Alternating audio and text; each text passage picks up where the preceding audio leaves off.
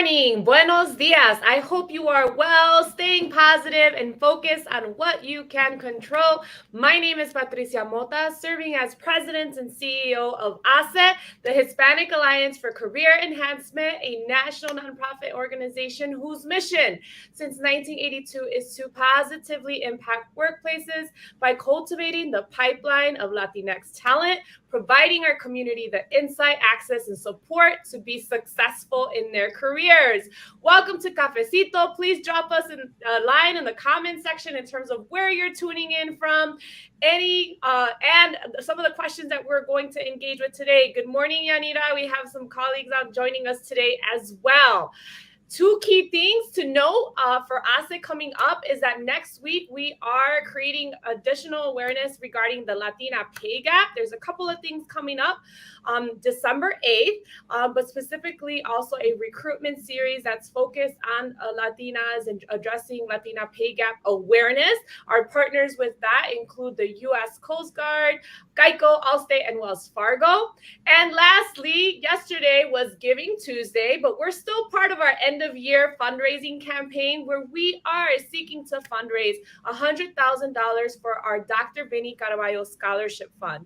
Earlier this year, we were able to award 40 students with $2,500 scholarships, dollars in scholarships across the country. And so continue to help us out. Any donation is a great donation. So please help, and we'll drop that in the chat in the comment section for you to engage with us with that as well.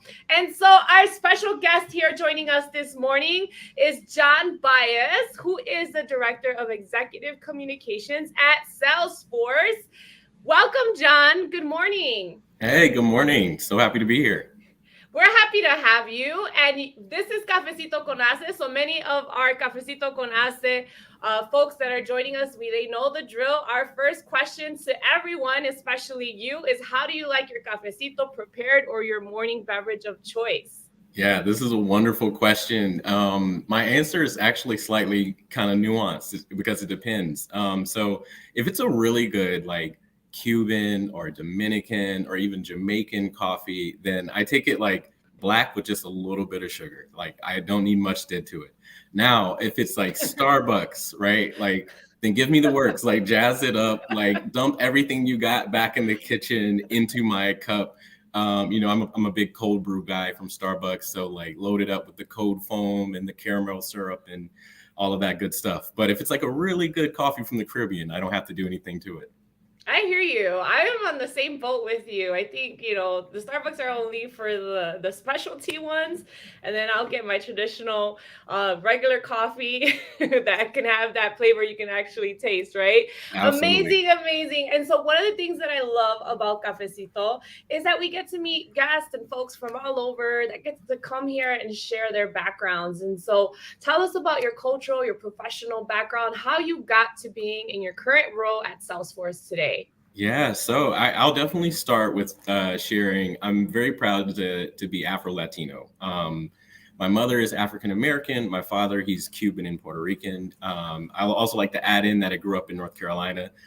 So it was just a very colorful upbringing that I had across from music and cuisine and history. And that's just really shaped who I am to this day. My wife is also Dominican. So that's been like a wonderful addition to have in my life as an adult. And I continue to learn about my history in a lot of ways to this day. So that's been a ton of fun.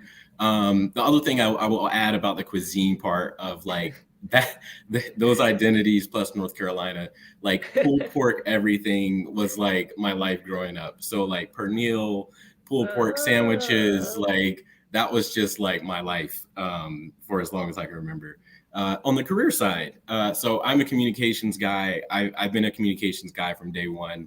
I went to school in North Carolina for communications and got a degree in mass communications. And I kind of started out in like marketing and PR. And I was really focused on, efforts and campaigns that engaged customers. And then right around like 2015, I made the switch and started focusing more on internal audiences and working with executives. So I've been doing executive and internal communications since about 2015. And it's just been a really special field for me to work in. You meet a lot of people doing PR, but like you meet a lot of people who are working on similar efforts when you're working in employee communications. And the same goes for here at Salesforce. We just have a ton of just amazing and super smart and talented and kind executives. And I feel just really privileged to have worked with them as they like paint wonderful visions for their teams and try to inspire them to do some of the best work of their careers. So I'm really passionate about the field of communications in general. And what I've been doing at Salesforce has really been filling the cup for me lately. That is awesome. And I know we have several Afro-Latinos in the house tuning in. Let us hear from you. And then as soon as you said pernil, you just made me hungry. So thanks for that, because I was like, oh, I haven't had that in a while. That sounds amazing. And we have a lot of folks that are also in the field of marketing and communications that are tuning in, but also perhaps, anywhere from students that are wanting to learn more. And so that's why I love that, you're sharing your story with us today as well. One of the key things that I know Salesforce started doing a few years back was an event, right, called Representation Matters. And that's what we wanted to share with our audience here today, because it's so critical that you all are having this event, especially what we've experienced the last couple of years. So please tell us more. What is Representation Matters? Yeah, absolutely. One, I'll start by saying that Salesforce throws a ton of just really great events.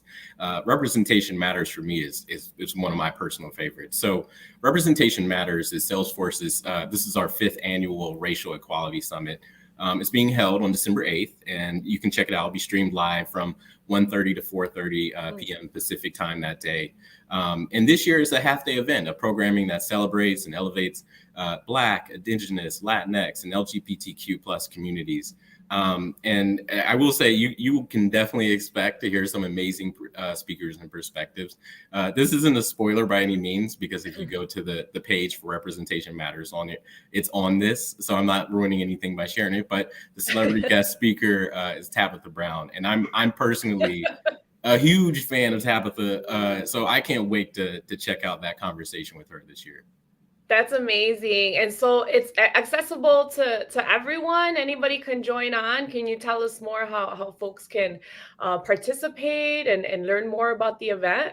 Yeah, absolutely. It's super easy to register and get it on your calendar. So that way you can have that streaming link included in the invite. So where you want to head over to is Representation Matters Summit 202.splashthat.com/HACE.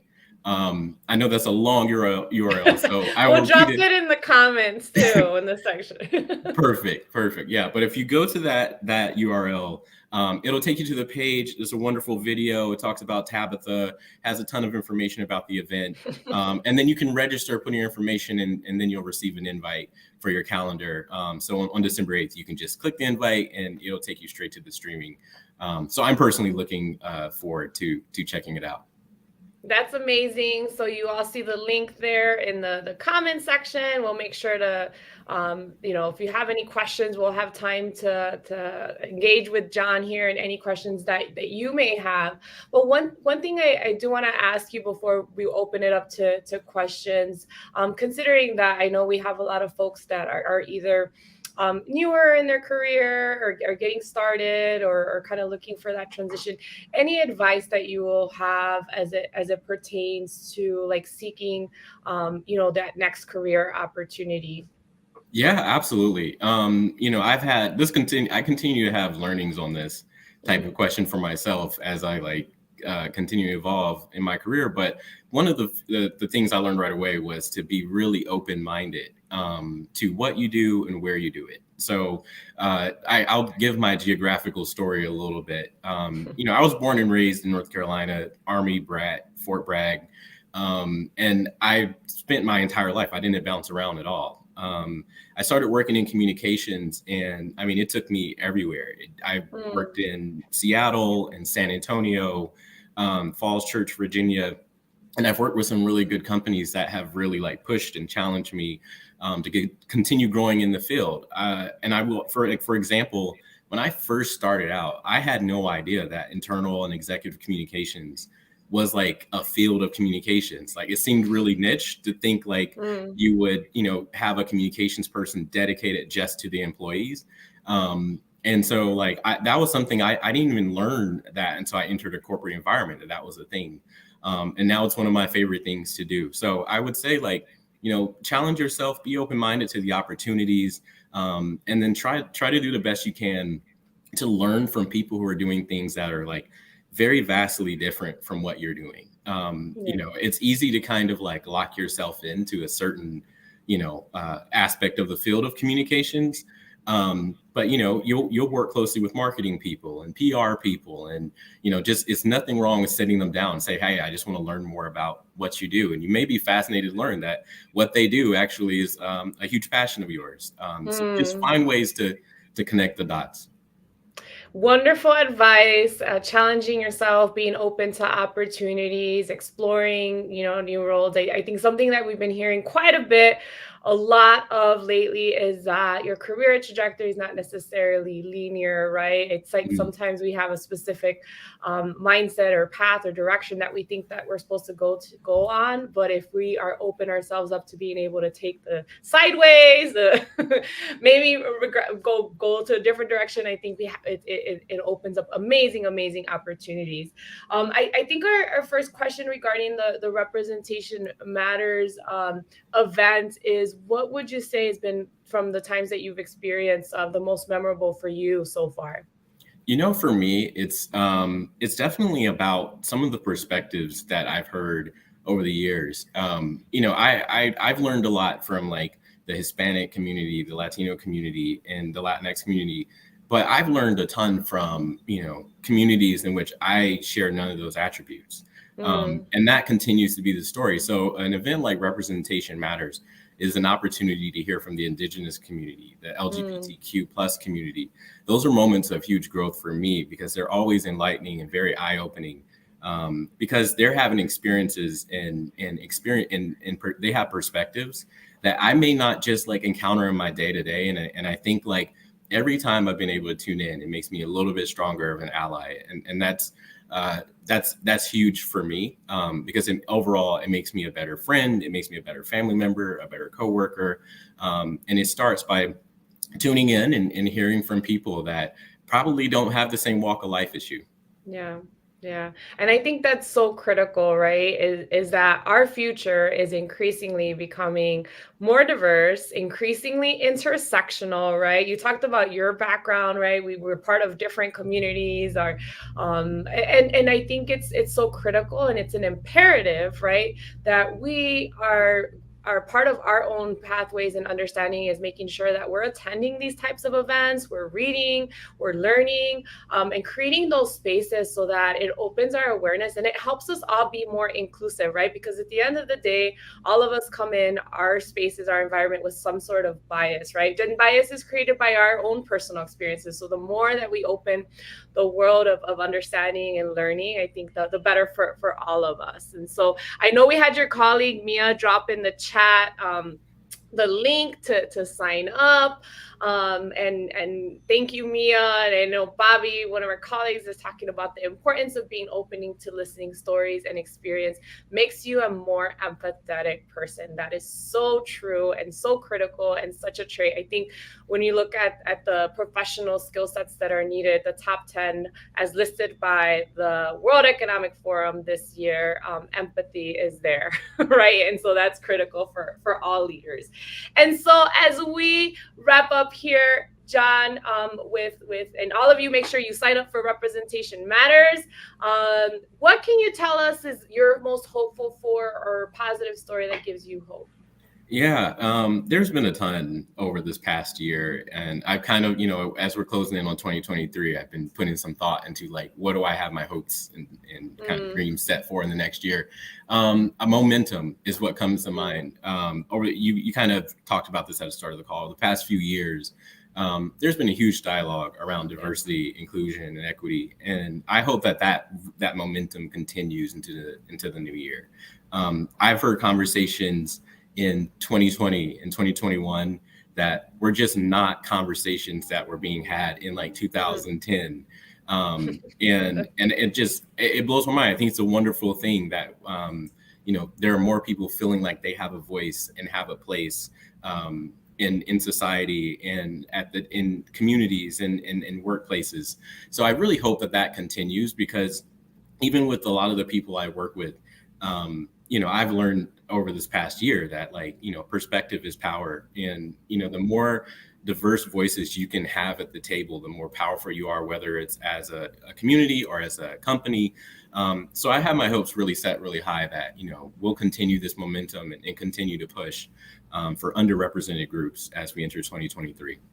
And at the end of the day, for your bottom line, right, it's proven that the more diverse representation in at those tables, especially those powerful and influential tables, the more the company, the organization makes, right? And so I think that is critical. There's research out there that proves that. Jon, thank you so much for your time, your insights with us today. Folks, reach out to Jon on LinkedIn, connect with him, and most importantly, make sure you sign up for Representation Matters. Thank you, Jon, and to everyone, hasta la próxima. Until next time. Take care, everyone. Take care.